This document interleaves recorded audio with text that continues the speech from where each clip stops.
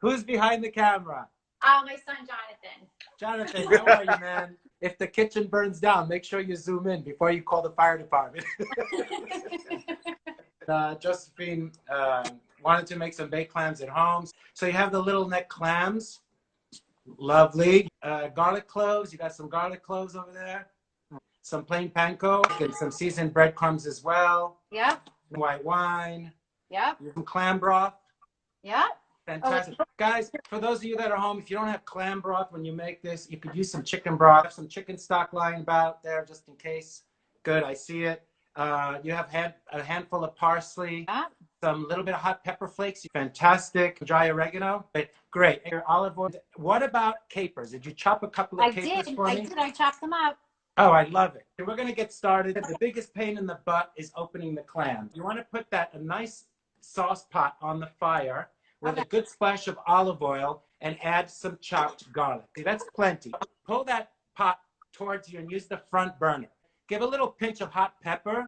Go ahead, a little bit more, and you're great. As soon as it starts browning, you're going to dump the clams in there. Perfect. White wine. White wine. A little more. That a girl. Keep that fire on high. Add your clam broth. Pour it all in there. The more you have, the better. Put a cover on top of that. Keep it on high heat. We're not cooking them. As soon as those clams start opening up, I'm going to start removing those and putting them in a bowl. As soon as it starts boiling, you want to just give it a toss so you keep rotating the clams a little bit, doing this so you don't have to be over there trying to chuck clams. I also like doing this because it gives you a base of broth. We're going to use a little bit of this broth later on when we mix up your breadcrumbs. That's what's going to give you a nice clammy flavor to your breadcrumbs. But some of them are starting to open though. Oh, take them out. So you know what? This is great. Put the cover back on a minute. Get yourself a butter knife or something and do a tester with that clam. This is going to determine and tell you if you're able to open them up easy. There you go. Is that James over there helping you? It is. Hey, what's up, James? Handle it on both of your sides as so with both of your hands and give it a shake up and down. And you're just removing all of it and you're saving the shells. How do you guys like it? Do you like your clams chopped more than you do whole? This is the first time I'm making them, so whatever way you decide. You're doing an amazing job. You're hired. James, if you want to kind of take over the clams coming out of there, Josephine and I can start making the bread mixture. Get a nice sized large bowl. Don't ever worry about how big the bowl is because you give yourself all that space to be able to mix. Go 50% breadcrumb, 50% panko. I like to use the panko in addition to regular fine breadcrumbs because it tends to keep the baked clams nice and crispy. The panko absorbs the flavor of the juice that we're going to be getting out of the broth that we've just created. Add some oregano. Give yourself a nice little sprinkle. You have a little bit of chopped garlic on the side. Let me see how big that is. Take half of that. Put it on a cutting board and chop it extremely fine. Beautiful. The finer you get that, the better it is. I'm going to teach you a little something. Oh, put your hand on the left side of the point of the knife like you had it. Okay. Yep. Put the knife down on the cutting board. Great. You're going to leave the pressure on your left hand and only raise the right hand so that you can go up and down. That a girl. That's it. And chop away. Go a little bit more in on the knife with your left hand so it's not as scary. Okay. I feel like I'm on chop. You could throw away your electric chopper once you learn this little technique. If I want to teach you another one real quick, you could just hold the knife in your right hand and chop up and down like this with your wrist, going up and down in like a jerking motion. There you go. Grab a nice good pinch of that and put it into the breadcrumbs. All right, if you guys like garlic, feel free to put as much as you like. Mix a good handful of chopped parsley. That parsley looks a little big. We're going to chop it a little bit more.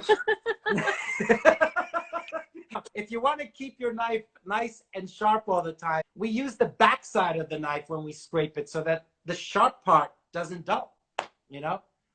Yeah, you turn the knife upside down. Yep, and that's how you scrape cutting boards, with that side down. Yeah, so this is great. Give yourself a little bit more parsley because I love parsley. You can take that parsley off the cutting board so you have all the room to chop. Oh my God, all these techniques. You're kicking ass over there. Use the entire knife when you do that. You're doing awesome. Now you see how fast that is? Yeah. Add that to the bread mixture. Scrape your knife upside down. So let it grow. Give yourself a nice sprinkle of salt and pepper in there. Here's pepper. Now the salt, should I pour it in my hand first? I think that's an excellent idea. Okay. Yeah. Give that a nice little mix. How's James doing over there with the clams? I've got all the clams out. We're going to let that broth literally sit for a couple of minutes to allow all the sand and crap to go to the bottom. Slightly pour that broth into another bowl. Separate the shells. James, you're going to take those clams, put them on a cutting board, chop those a little bit. Try to slide your knife a little bit while you're chopping. When we're chopping gummy items such as clams, you want to be able to slide your knife a little bit. I'm going to teach you a little trick. You have some paper towels in the house? More. Fold them up. Perfect. Now run that underwater. Great. Now squeeze the excess water out of it a moment. Don't worry if it gets all tight. Now open that up a little bit. I'm going to put that on the bottom of your cutting board. It prevents a lot of the sliding. Keep chopping away. It's been sitting for a couple of minutes. Now, all the good stuff is on the top. All the bad stuff is on the bottom. Sand or whatever else that might have come out of those clams. Just pour it gently in there, a little tiny bit more. Okay, stop. Because I freaking hate getting sand in my mouth. Is that nice and clear, that broth? It looks good, right? Yes. Take a little bit of that breadcrumb out because we can always add it. You don't want too much breadcrumbs in your clams.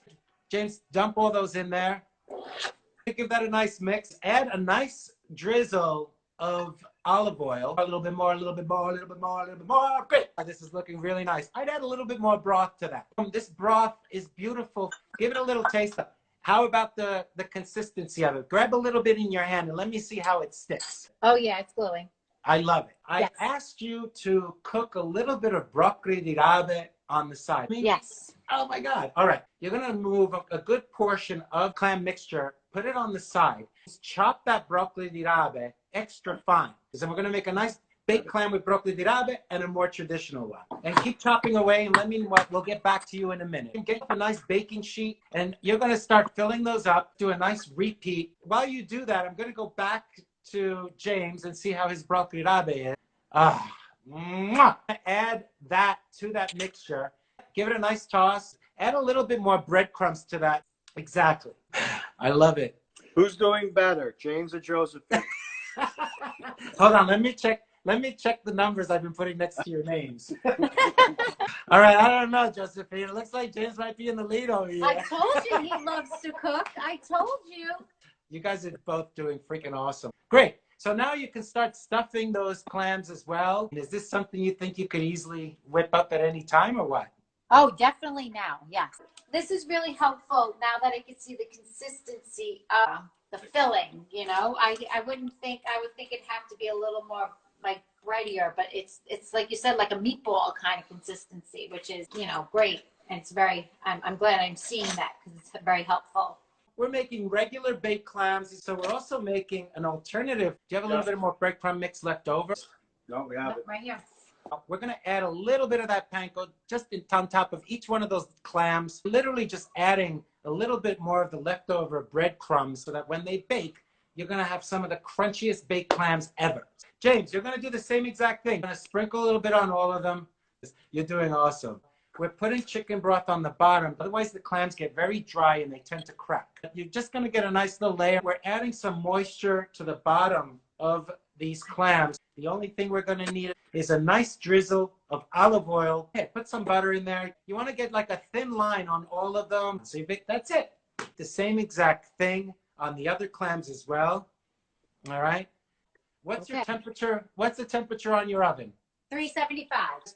Exactly. And that's it. Now we're all done. You can pat yourselves on the back and we're going to start on the next recipe.